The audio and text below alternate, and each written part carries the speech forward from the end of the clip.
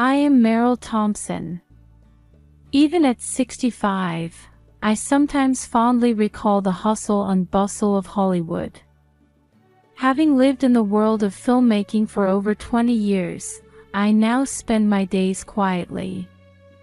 I live alone in a spacious mansion in Beverly Hills, dedicating my heart and soul to charitable activities. The well-manicured garden visible from the window, the gleaming marble floor of the entrance hall, and the numerous film awards adorning the walls all tell the story of my past glory. But what's most precious to me now is the family photo displayed in the living room. It shows my daughter Julia, her husband Tom, and my 6-year-old treasure, grandson Ethan. Whenever I see the three of them smiling brightly, I feel happy but also somewhat uneasy. Lately, I've been increasingly worried that something important might be missing from their seemingly perfect lives. In the living room bathed in morning sunlight, I check my schedule for the day while sipping my usual coffee. Volunteer work at LA United Way in the morning, a board meeting in the afternoon, and plans to pick up my grandson Ethan in the evening. Looks like another busy day, I mutter to myself as I get ready. As I drive, I gaze at the glamorous Los Angeles cityscape. I catch glimpses of places I once chose as movie locations. Amidst these nostalgic sights, I arrive at the LA United Way office. "Good morning, Meryl," Sarah at the reception greets me cheerfully. It's been 5 years since I started volunteering here. They've become like a second family to me. "Good morning, Sarah. What's on the agenda for today?" "We have a meeting about the new food assistance program at 10 a.m. in the meeting room." "Thank you. I'm looking forward to it." Time flies when I'm immersed in volunteer work. Filled with a sense of fulfillment, I head to the afternoon board meeting. In the evening, when I arrive at Ethan's school, he runs towards me with a big smile. "Grandma." As I embrace Ethan, I savor the moment of happiness. However, I suddenly notice something concerning. Ethan's clothes seem a bit old and too small for him. "Ethan, didn't you get new clothes?" "No. Mom and Dad said they're too busy." Ethan's words cast a small shadow over my heart. Julia and Tom's life certainly seems busy. Lavish dinners at high-end restaurants, overseas trips, extravagant parties. Their social media is filled with glamorous photos. But behind all that, are they neglecting something important? Back home, as I have dinner with Ethan, I ask him about his school life and friends. Seeing Ethan talk happily warms my heart. However, I'm concerned that he doesn't talk much about memories with his parents. After putting Ethan to bed, I ponder Julia and Tom's lifestyle and their approach to parenting. On the surface, everything seems fine. But my maternal instinct is warning me that something is off. I considered making a phone call but decided it was too late tonight. I resolved to contact Julia tomorrow and headed to bed, picturing Ethan's smile in my mind. The next morning, last night's anxiety resurfaced as soon as I woke up. I called Julia before I had even finished breakfast. But there was no answer. I left a message on her voicemail asking her to call me back and went about my day's activities, feeling uneasy. By the afternoon, I still hadn't heard back from Julia. Normally, I wouldn't worry, but today I couldn't shake off my uneasiness. I'll go check on them, I decided, canceling my plans and heading to Julia's house. In the quiet residential area of Beverly Hills, I arrived at Julia's house. The silent mansion greeted me. There was no response when I rang the intercom. As I walked around the house, I noticed a storage shed in the backyard. That's when I heard it. A faint sound, almost like a dog whimpering. "Is anyone there?" I called out, but there was no human response. Instead, I heard a weak dog's bark. As I approached the shed, I heard another faint sound. My heart started racing. I nervously reached for the door handle and... Ethan. Max. An unbelievable sight unfolded before me. In the dimly lit shed, Ethan was sitting with the family dog, Max. Unbelievably, they were both wearing collars. "Grandma." Ethan calls out weakly. Max whimpers softly. I rushed in and hugged Ethan. His body was cold and trembling slightly. Max looked at us pitifully. "It's okay, Grandma's here." "What happened?" Tears well up in Ethan's eyes. "Mom and Dad." As I listened to his story, anger and sadness swirled within me. Julia and Tom had gone on a trip to the Four Seasons Maui, and they had left Ethan and Max behind. They said to stay here because it costs money to use electricity at home, and to take care of Max. Ethan's voice trembles. "Food. Water. They left some in the fridge, but it's all gone now." I shared it with Max. Alarms go off in my head. This isn't just neglect. It's serious child abuse. And animal abuse too. "Listen, Ethan. You've done nothing wrong. You took good care of Max. Grandma will take care of everything now." While hugging Ethan, I took out my cell phone. First, I called 911. "This is an emergency. A 6-year-old child and a dog have been locked in a storage shed. They're both wearing collars. The parents are absent." Following the operator's instructions, I tried to stay calm. But inside, a flame of anger was burning. The few minutes until the police arrived felt like an eternity. When I finally heard the police siren, I felt a small sense of relief. "Over here." I waved to guide the officers. 2 officers carefully began to assess the situation. Seeing their expressions grow stern, I realized once again the seriousness of the situation. "We'll contact DCFS and Animal Control," said the veteran-looking officer. While waiting for the DCFS staff to arrive, I continued to hold Ethan. Max was still trembling beside us. "It's okay, you're safe now," I repeated over and over, trying to reassure Ethan and Max, but also to calm myself.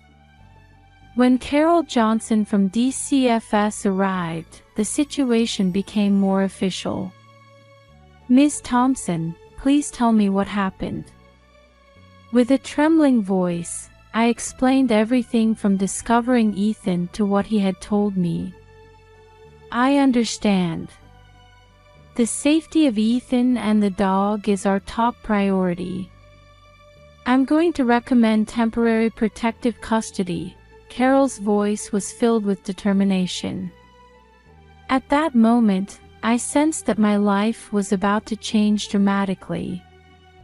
Disappointment in my daughter, love for my grandson, and above all, a determination to see justice done. Amidst various emotions, one resolve solidified. I'll take custody of Ethan and Max. Carol seemed a bit surprised but quickly showed understanding. I see. Let's proceed with the necessary steps. Holding Ethan's hand and gently stroking Max's neck, I renewed my determination. The road ahead would not be easy, but I was ready to fight to protect Ethan's smile and Max's safety. As we left the house, Ethan said in a small voice, "Grandma, thank you." Max wagged his tail a little. Their response strengthened my resolve even more. A few days after bringing Ethan and Max to my home, the police and DCFS investigation began in earnest, and my house suddenly became the center of the case.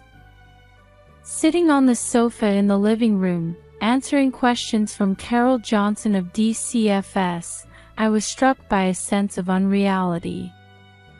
"Ms. Thompson, was there anything concerning about your grandson's daily life?" I take a deep breath and answer. "Recently, I noticed that Ethan's clothes were old and not fitting him well. But I never imagined it would come to this." Carol nods gently while taking notes. "How were his parents behaving?" This question sends a pang through my heart. On the surface, everything seemed fine. But now that I think about it, as my words trail off, Detective Johnson from the police enters the room with new information. "Ms. Thompson, our investigation has revealed new facts." His voice is grave, and my heart starts racing. "Your daughter's husband, Tom, has been rushed to the emergency room multiple times over the past 6 months for prescription drug overdoses." I'm at a loss for words. Tom's drug abuse. I had no idea. Detective Johnson continues. "And your daughter Julia seems to have accumulated significant debt from online gambling." At this moment, I felt as if I could hear my world crumbling. My beloved daughter, a gambling addict. Carol begins to speak quietly. This kind of environment is extremely dangerous for a child. I'm going to recommend extending the temporary custody. I nod silently. Although my mind was in turmoil, one thing was clear: Ethan's safety was the top priority. That night, after putting Ethan to bed, I spent a long time staring at the family photo. Smiling Julia, kind-looking Tom, and innocent Ethan. When did things become so distorted? Struggling between my love for my daughter and my grandson's safety, I couldn't hold back my tears. However, with the morning sun came a new determination within me. I must take action to protect Ethan, even if it means damaging my relationship with my beloved daughter. I pick up the phone and dial with trembling fingers. "Hello, is this Greenberg Law Firm? I'd like to be referred to a child welfare specialist attorney." At my first meeting at Greenberg Law Firm, veteran child welfare specialist attorney Martha Goldstein looks at me with a stern yet warm gaze. "Ms. Thompson, I understand the situation. The legal proceedings ahead won't be easy, but let's do our best for your grandson's future." Martha's words gave me a sense of reassurance. I believe her 50-year career will help us overcome this difficult situation. Let's start by gathering evidence, Martha says efficiently while organizing documents. Testimonies from neighbors, Ethan's school records, and medical records. Everything will be important. I nod, strengthening my resolve. For Ethan's sake, I'll overcome any difficulty. From that day on, my days became hectic. I visited Ethan's school to meet with teachers, went around the neighborhood collecting testimonies. Sometimes I felt like giving up, but every time I remembered Ethan's smile, new strength welled up inside me. One day, Martha gave me important advice. Ms. Thompson, we need to prepare financially for the trial. For child support, lawyer fees, and most importantly, for Ethan's future. Hearing those words, I made a big decision. The house where Julia and Tom had been living actually belonged to me. I'll sell that house. Martha looked surprised but quickly showed understanding. That's a big decision. Indeed, it might be the best option. That afternoon, I met with Rodney Harris, a high-end real estate agent. From the large window of his office, the Los Angeles cityscape stretches out before us. Ms. Thompson, I understand your decision. However, the current real estate market is a bit stagnant. I interrupt him. I understand, Rodney. But I need to hurry. Even if it's below market value, I want to sell it as soon as possible. Rodney looked a bit surprised but quickly returned to his professional demeanor. Understood. I'll do my best. The next few weeks were busy with house photography, setting up open houses, and negotiating with buyers. Finally, the day of the sale arrived. As I signed the contract, my heart was filled with complex emotions. This house is full of memories from Julia's childhood. But now, it's time to let go of this house for Ethan's future. This is one step forward, I muttered to myself. As I left the house, I looked back one last time. The house was beautifully illuminated by the setting sun. Hoping that this house would become the stage for new memories under its new owners, I quietly closed the door. With this, I had secured funds to protect Ethan's future. However, this is just the beginning. I took a deep breath, preparing for the legal battle ahead. A few days after selling the house, I was preparing for Julia and Tom's return. Along with my lawyer Martha, the police, DCFS, and real estate agent Rodney, we were waiting at the house where Julia and Tom used to live. Tension filled the room. Suddenly, we heard a car. Looking out the window, I saw a luxury car slowly pull up in front of the house. Julia and Tom got out. Tan skin and expensive clothes. Seeing them act as if nothing had happened made anger well up inside me. The two stopped in front of the house. They stared at the sold sign, expressions of surprise on their faces. And the moment they saw the police vehicles and DCFS car, I could see the blood drain from Julia's face. What is this? Julia's voice trembled. Tom remained silent and hurried towards the entrance. When he opened the door, we appeared before their eyes. Mom. What happened? Julia's voice was filled with confusion and fear.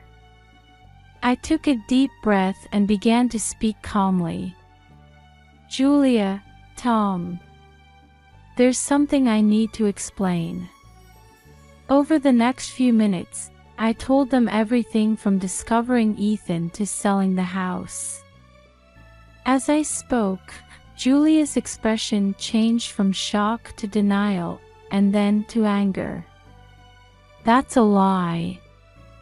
We would never abuse Ethan, Julia shouted. Tom suddenly became aggressive. What right do you have to do this? Selling our house without permission.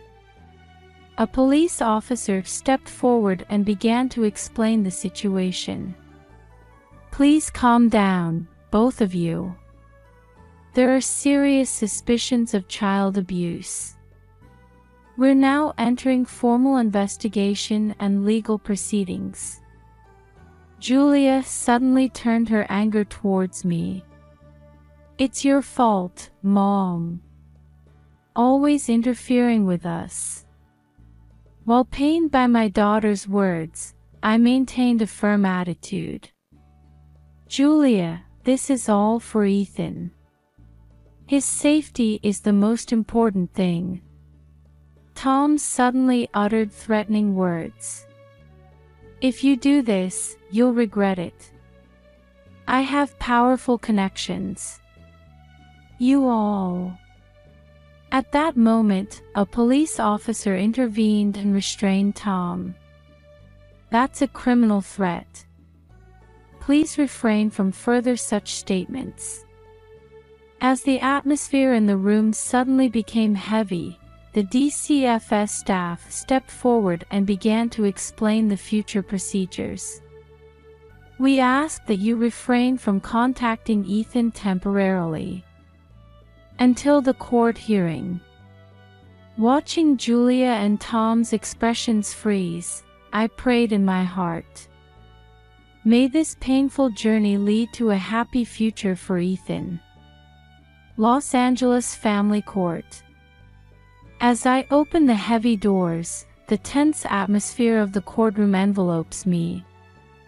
Knowing that Ethan's future will be decided here makes me feel a sense of gravity. The prosecution's opening statement begins. A young but powerful female prosecutor states the facts in a calm tone. This case is a serious instance of child neglect. The defendants locked their 6-year-old son in a storage shed and abandoned him with a dog. This is clearly an act of abuse. The prosecutor continues. Moreover, the father's drug abuse, the mother's gambling addiction, and other factors that threaten the child's healthy growth had become the norm. I glance at Julia and Tom. They both sit with hard expressions, but I can see Tom's hand trembling slightly. Next, the witness examination begins. First, the Johnsons, Ethan's neighbors, take the stand. Yes, we often heard them fighting loudly late into the night. And we frequently saw Ethan outside alone. Next, Ethan's homeroom teacher testifies. Ethan has been forgetting his homework more often in the past few months, and he's been more distracted during class.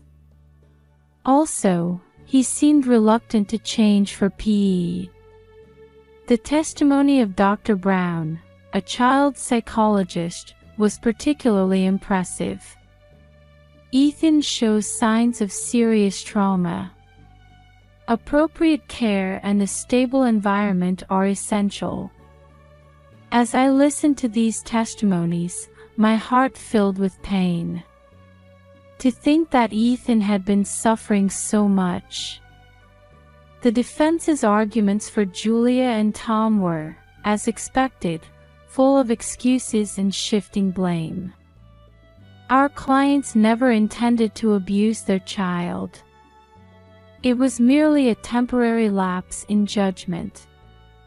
However, an unexpected development occurred during the trial. The prosecution submitted new evidence. The defendants are suspected of tax evasion over the past 3 years.